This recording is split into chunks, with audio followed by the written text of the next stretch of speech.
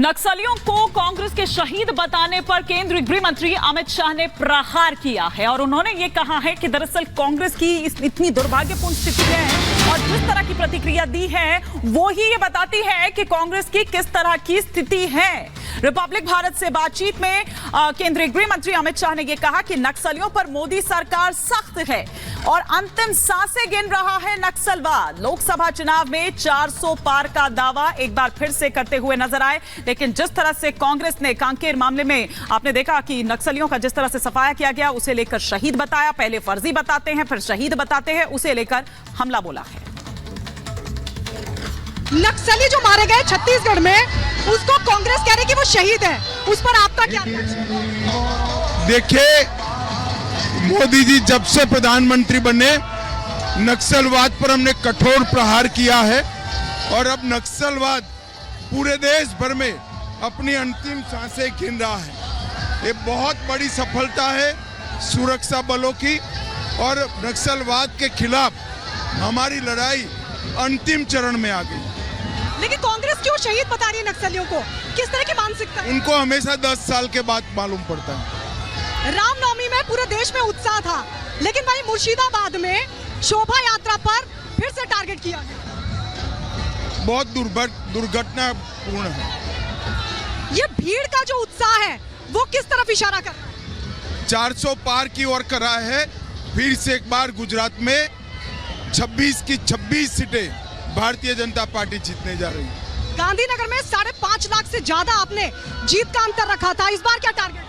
हम इससे भी बड़ी लीड के साथ इस बार जीतेंगे।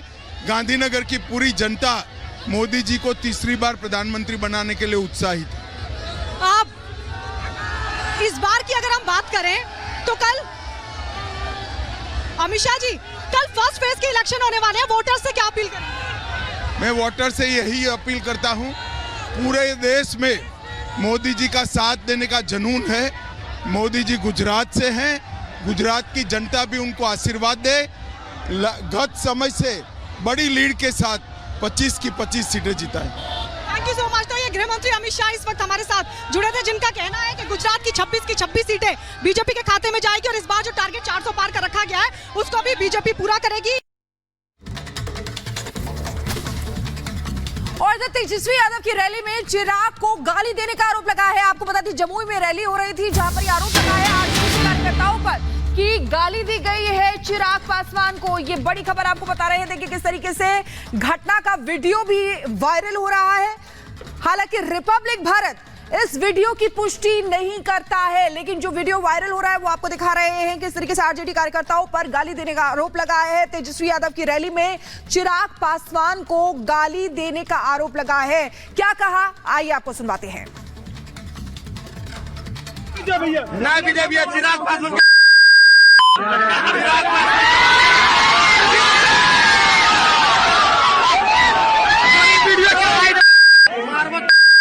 चिराग पासवान के रुक जितना खड़ा करते रहे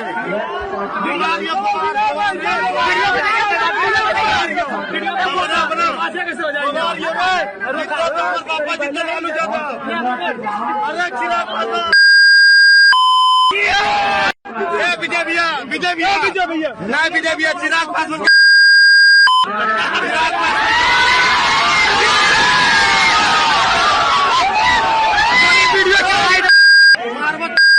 चिराग पासवान के रुक जितना खड़ा करते रहे। चलिए उस बीच एक और बड़ी खबर आपको बता दें। दरअसल वायरल वीडियो पर चिराग पासवान का बयान सामने आया है। तेजस्वी की जगह होता तो शांत नहीं रहता, उनके परिवार को कोई गाली देता तो उसका मुंहतोड़ जवाब देता। राजनीति एक तरफ है लेकिन सम्मान एक तरफ है, ये कहते हुए ट्वीट करते हुए नजर आए हैं। तो ये तस्वीर उस ट्वीट की हम आपको दिखा रहे हैं। चिराग पासवान ने कहा है कि अगर कोई किसी के भी परिवार को गाली देता है तो मैं उस पर जरूर एक्शन लेता। और इसी पर और विस्तार से हम बातचीत करते हैं। हमारे वरिष्ठ सहयोगी प्रकाश सिंह इस वक्त हमारे साथ जुड़ चुके हैं। प्रकाश जी, आपसे समझने की कोशिश करेंगे कब का ये वीडियो है, क्योंकि देखिए इसमें गाली देते हुए सामने आ रहे हैं और अब इसी पर एक संग्राम छिड़ गया है कि ये पूरे बिहार को गाली है। देखिए, वीडियो कल का है जब तेजस्वी यादव की सभा हो रही थी वहां पर, और उस वीडियो में हम ये देख सकते हैं कि तेजस्वी यादव मंच पर हैं, बोलने जा रहे हैं, और विजय प्रकाश यादव हैं जो जयप्रकाश नारायण यादव जो पूर्व केंद्रीय मंत्री, उनके छोटे भाई, जमुई से विधायक भी रहे हैं। तो वो शांत कुछ बोलने की कोशिश कर रहे हैं, लेकिन समर्थक जो हैं गाली गलौज की भाषा का इस्तेमाल कर रहे हैं। अब चिराग पासवान की ये आपत्ति है कि जब ये गाली गलौज की भाषा, अमर्यादित भाषा का उपयोग किया जा रहा था, तो तेजस्वी यादव जब मंच पर थे तो उन्होंने विरोध दर्ज नहीं किया, न कुछ बोलते हुए नजर आ रहे हैं। ये चिराग पासवान का आरोप है। वैसे बहरहाल इस वायरल वीडियो का रिपब्लिक टीवी या रिपब्लिक भारत पुष्टि नहीं करता है, क्योंकि उसमें आवाज़ आ रही है, और चिराग पासवान ने इसे ट्वीट किया है वीडियो को, और यहाँ तक की आपत्ति भी दर्ज कराई है। तो चिराग पासवान ने जो आपत्ति दर्ज कराई है उस पर यह बता दें कि चिराग पासवान ने कड़ा विरोध दर्ज कराया है, और यहाँ तक कि एनडीए की महिला जो कार्यकर्ता हैं या नेता है, आज निर्वाचन आयोग के पास भी जा रही है शिकायत पत्र लेकर, और बजाप्ते वकील से एक हलफनामा तैयार किया गया है इस तरह की भद्दी गालियों के बारे में। और वहाँ से आरजेडी की जो कैंडिडेट है एक महिला ही है, तो इस पर और आपत्ति जताया है कि महिलाओं का अपमान किया गया है, उनकी मां के बारे में अनाप शनाप शब्द का प्रयोग किया गया है। तो ये एक अलग तरह की चुनाव के एक दिन पहले, जमुई में कल वोटिंग भी होनी है, एक दिन पहले ये विवाद ने तुल पकड़ा है। अब देखना ये है कि इस विवाद का लाभ किसको मिलता है, क्योंकि चुनाव के एक दिन पहले इस तरह का बयान काफ़ी मायने रखता है, और ये कल नज़र रहेगी हमारी कि इस बयान पर लोगों का क्या रुख रहता है, वहाँ के जमुई के वोटरों का। Back to you. बिल्कुल प्रकाश जी, अब देखना यह होगा कि जमुई के लोगों पर इस वीडियो का क्या कुछ असर होता है। दरअसल गाली वाले वीडियो पर अब तेजस्वी यादव बैकफुट पर आ गए हैं। तेजस्वी का कहना है कि कई लोग इस तरह से गालियां देते हैं, और जब मंच से कोई नीचे कुछ कहता है तो मंच पर सुनाई ही नहीं देता है। कौन दिया? हम दिए। दिया कौन? हम तो वो वीडियो देखे हैं, कोई हमको भेजा था, तो पब्लिक में, मंच पे थोड़ी कोई दे रहा है, पब्लिक में कोई दे रहा है। कोई भी बना के दे सकता है। ऐसे तो मेरे बारे में भी लोग देते होंगे, तो इस पे बात का बतंगड़ क्यों बनाना? अगर ऐसी बात मेरे सामने, मेरे कान तक आई होती, तो ये सब कोई टॉलरेट करता है जी। और चुनाव के दौरान कौन बेवकूफ़ होगा जो ऐसी बातें करेगा? तो ये सब पब्लिक नीचे है, पब्लिक में कौन है क्या है, वो अपना वीडियो बना रहा है, तो पब्लिक में से ना आया है। वीडियो देखें आप लोग, आप लोगों को क्या लग रहा है हम भाषण दे रहे हैं? हजारों लोग हैं, हजारों में से कोई नीचे एक वीडियो बना करके नीचे से डाल रहा है, ये नहीं कि मत से डाल रहा है, तो इसमें क्या मतलब है फिर इसमें क्या लेना देना? ऐसे तो कितना लोग हम लोग को गाली देता है दिन रात। और प्रकाश जी हमारे साथ जुड़े हुए हैं, उनके पास जानेंगे। प्रकाश जी, जिस तरीके से हम देख रहे हैं, तेजस्वी यादव ने तो ये जनता पर ही डाल दिया है कि जनता में कर रहे हैं, कह रहे हैं कि सम्मान है, इस पर टिप्पणी कर रहे हैं, लेकिन ये नहीं कह रहे कि एक्शन लेंगे।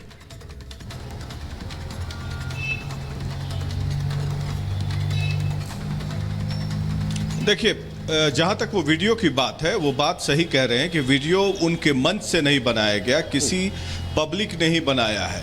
और जहां तक आपत्तिजनक बात की बात है, कोई समर्थक आगे खड़ा है मंच के सामने, तो इसमें किसी राजनेता या तेजस्वी यादव का हाथ हो या न हो, ये तो जांच की विषय है, क्योंकि कोई नहीं चाहेगा कि कोई सभा चल रही है उसमें किसी के बारे में गाली गलौज हो, क्योंकि आजकल सोशल मीडिया का जमाना है, मीडिया भी सतर्क रहती है, तो कोई चाहेगा नहीं। लेकिन सबसे बड़ी बात कि वहां समर्थक गाली दे रहे थे, ये वीडियो आया है, चिराग पासवान ने आपत्ति दर्ज की है, चिराग पासवान ने ट्वीट किया है, तो हमने एक चिराग पासवान के हवाले से एक खबर दिखाने की कोशिश की है, न कि ये रिपब्लिक भारत का वीडियो है, न ही किसी और की तरफ हम इशारा कर रहे हैं। ठीक है प्रकाश जी, माफी के साथ आपको रोक रही हूँ, माफी के साथ रोक रही हूँ, लौटेंगे हम आपके पास, लेकिन फिलहाल शुक्रिया इस तमाम जानकारी के लिए आपका। लेकिन अब देखिए कि प्रतिक्रियाएं इस पर किस तरीके से आ रही है। सम्राट चौधरी, हम आपको ये भी यहां पर सुनवाते हैं, क्योंकि देखिए बीजेपी लगातार इसका विरोध कर रही है, और वो ये कह रही है कि आरजेडी को ये भुगतना होगा। बीजेपी ये कह रही है कि दरअसल चिराग पासवान को ये गाली नहीं है, सिर्फ ये बिहार को गाली है। क्या कुछ कह रहे हैं डिप्टी सीएम, आइए आपको सुनवाते हैं।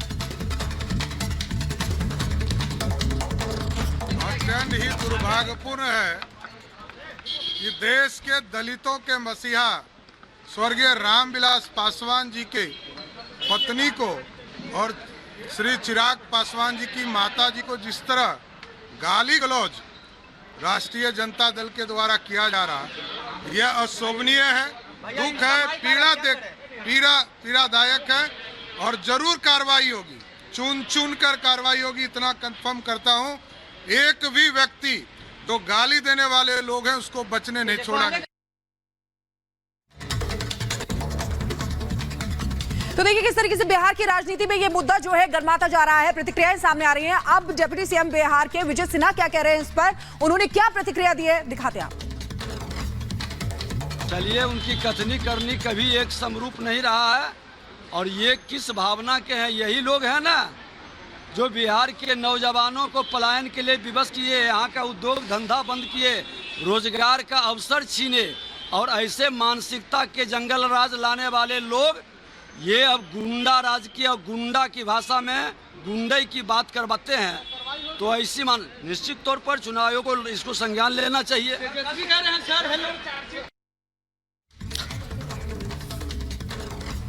तो तेजस्वी यादव के इस रैली से आए वीडियो के बीच अब आरजेडी लगातार घिरती हुई नजर आ रही है। शहनवाज हुसैन ने भी आरजेडी पर हमला बोला है और ये कहा है कि जिस तरह से गाली दी गई है वो अशोभनीय है। शहनवाज ने साफ तौर पर यह भी कहा है कि वो पूरे बिहार के लिए गाली है। आरजेडी के नेता आखिर अब तक इस पूरे वीडियो के बाद चुप क्यों है, यह भी सवाल शहनवाज हुसैन ने पूछा है। शहनवाज हुसैन ने कहा है कि दरअसल ये जो वीडियो में गाली दी जा रही है ये सिर्फ और सिर्फ चिराग पासवान को नहीं बल्कि पूरे बिहार को गाली दी जा रही है। लेकिन अभी तक आरजेडी के नेता चुप क्यों हैं? चिराग पासवान जी को लेकर, उनकी मां को लेकर खुलेआम गाली बकी गई है और राजद के नेता तेजस्वी यादव सब देखते रहे, ये किसी ने रोका तक नहीं। इससे बढ़कर दुर्भाग्यपूर्ण नहीं कुछ हो सकता। रामविलास पासवान जी बहुत बड़े नेता थे और उनकी धर्मपत्नी के बारे में, चिराग पासवान जी के मां के बारे में जिस तरह की भाषा बोली गई, गाली बोली गई, ये गाली गलौज कभी बिहार का कल्चर और संस्कृति नहीं रही।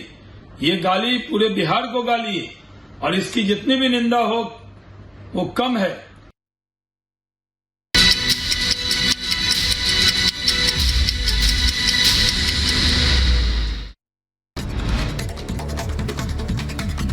उत्तर प्रदेश के झांसी में तार से चिंगारी निकलने से खेत में लगी भीषण आग लगने से 7 बीघा गेहूं जलकर राख। पश्चिम बंगाल के पुरुलिया में खेत में लगी भीषण आग, खेत में रखे फाइबर पाइप में अचानक लगी आग, दमकल की गाड़ियां मौके पर मौजूद, आग बुझाने की कोशिशें जारी।